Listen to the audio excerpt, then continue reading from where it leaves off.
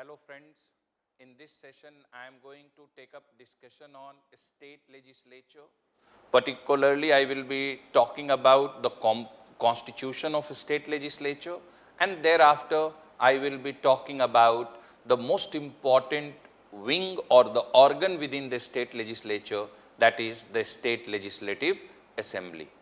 Friends, you all are aware that in India we have federal polity with two power centers, one at union level, the other in 28 states.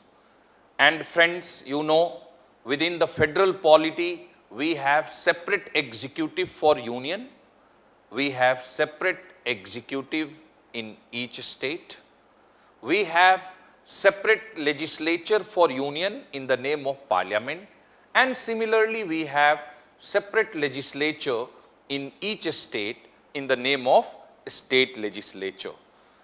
Okay. So, constitution of legislature in states finds mention in article 168 of Indian Constitution. And if we go by the provisions of this article 168 of Indian Constitution, then we can definitely say that as far as state legislature is concerned, it consists of governor of the state, then second is state legislative assembly, This is right in states which have unicameral state legislature, and the states which have bicameral state legislature, the third organ, state legislative council.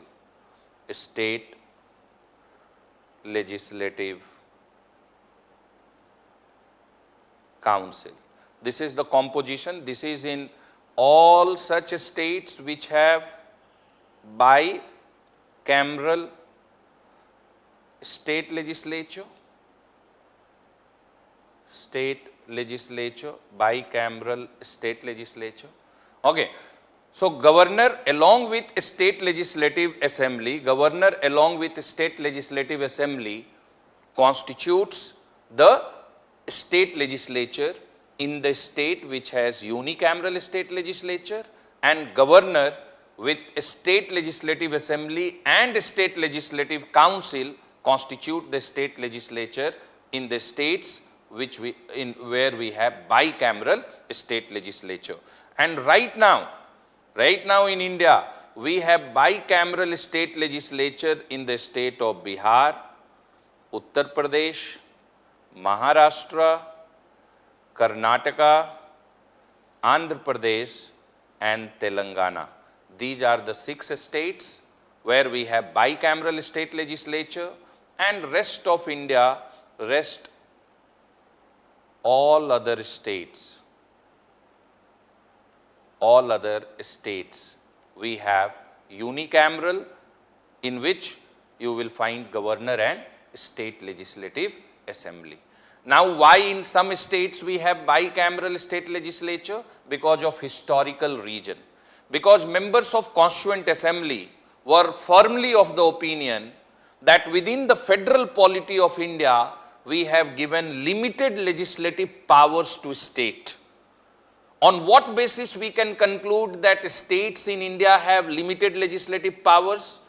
If you examine Schedule 7 of Indian Constitution, which consists of union list, state list and concurrent list. So, more subjects we have given under union list, less subjects we have kept under state list. Not only that, on concurrent list, parliament can legislate, state legislature can also legislate, but in case of conflict, legislation done by parliament will have validity, it will override the legislation by state legislature. Not only that, most of the important subjects we have kept under union list, and we have given parliament opportunity under special conditions to legislate even on state list subjects. Provisions which are under Article 249, 250, 252, you must have studied, under Article 356. So all these can bring us to this conclusion that within the federal polity of India, as far as legislative power distribution is concerned, it is heavily biased in favor of union. And this is why it was thought that it is better if we keep the legislative process simple in a state, because they have limited legislative powers. But in some states, because of historical reason, even before independence, there were bicameral legislatures. So we decided that we will continue with the historical thing, and that is why in these states we have bicameral state legislature. But within this state legislature, I would just like you all to remember that a state legislative assembly, a state legislative assembly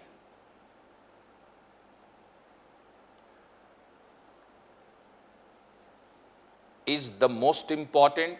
Okay, this is right, this is popular house of a state legislature,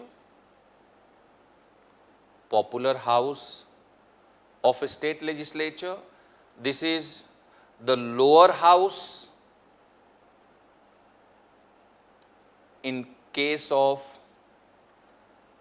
bicameral state legislature.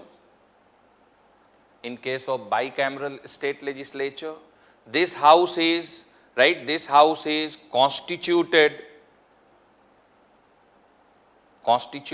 through direct election, constituted through direct election. Okay, so the house is constituted through direct elections, members are elected directly by the people. The state is divided into territorial constituencies, and from each territorial constituency, one representative is directly elected by people for being the member in the state legislative assembly. So it is constituted through direct election.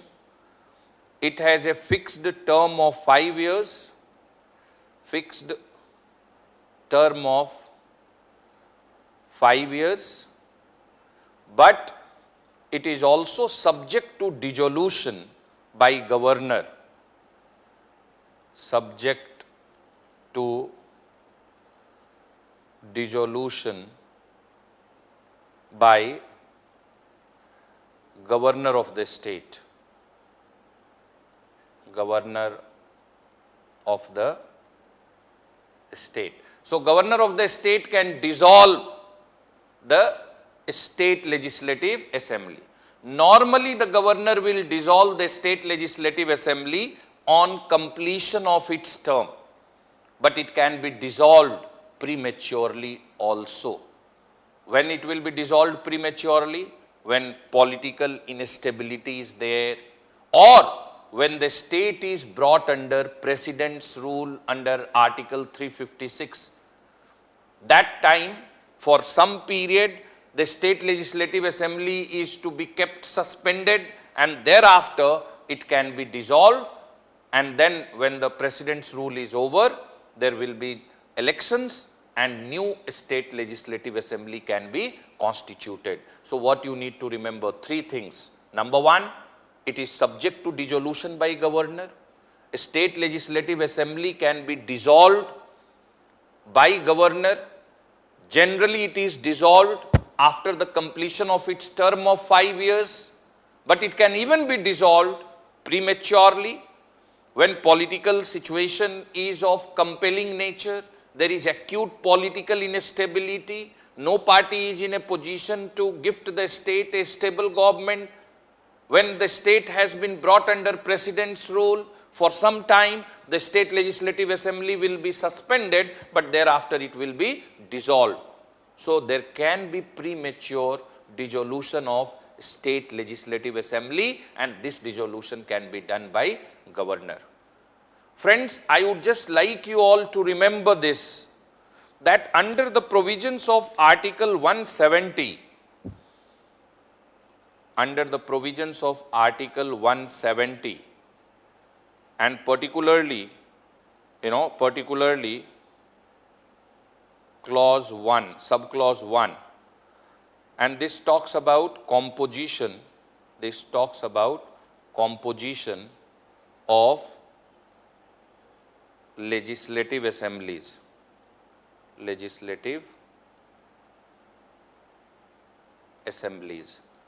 As per the provisions which are given in this article, right, what can be the strength of any state legislative assembly? Strength of state legislative assembly, okay, a strength of a state legislative assembly should not be, right, it should not be more than 500, meaning it should be maximum up to 500 or less than 500, and it should not be less than 60. This is what finds mention in the Constitution of India. But the words written, right, what is the word which you will find written in the Constitution? Not more than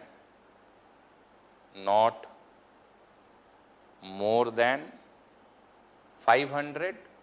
Okay, and what is written? Not less than 60.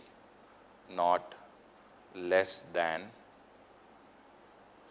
60. This is what the word is mentioned. So while fixing the state legislative assembly, right, while fixing the strength of the state legislative assembly, the provision which finds mention in Article 170 clause 1 says that the strength of the state legislative assembly should never exceed 500 and should not be below 60.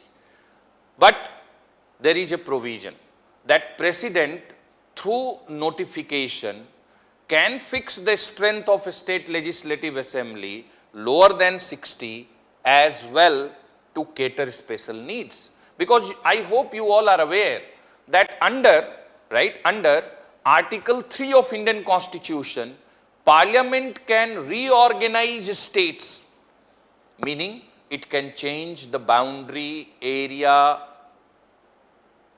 and name of any state.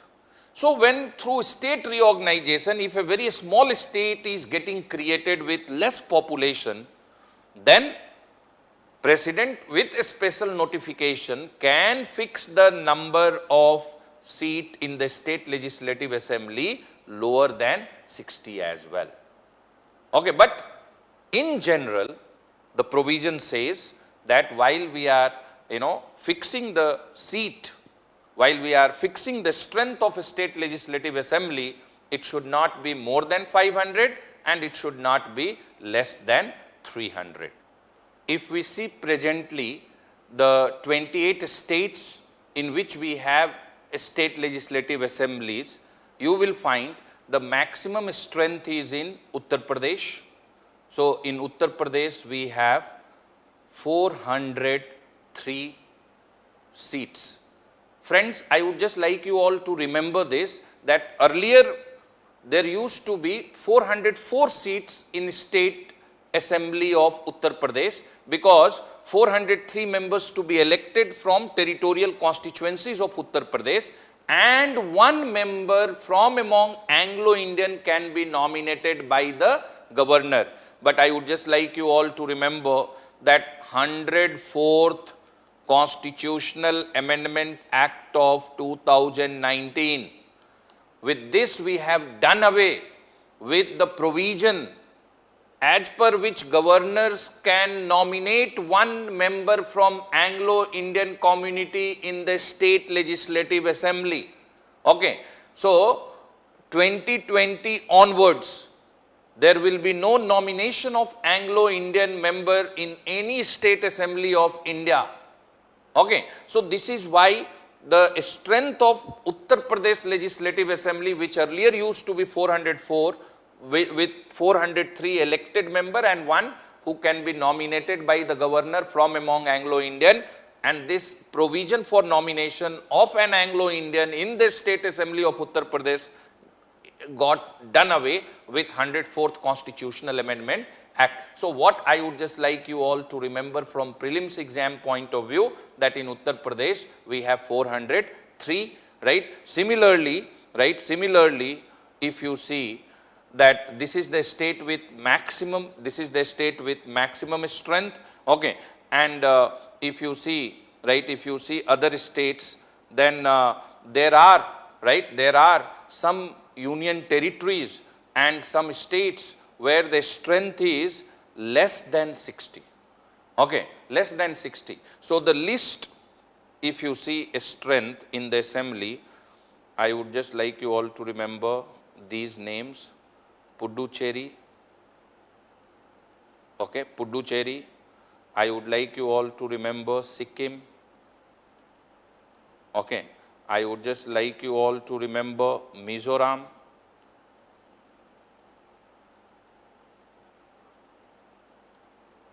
okay. I would just like you all to remember Mizoram.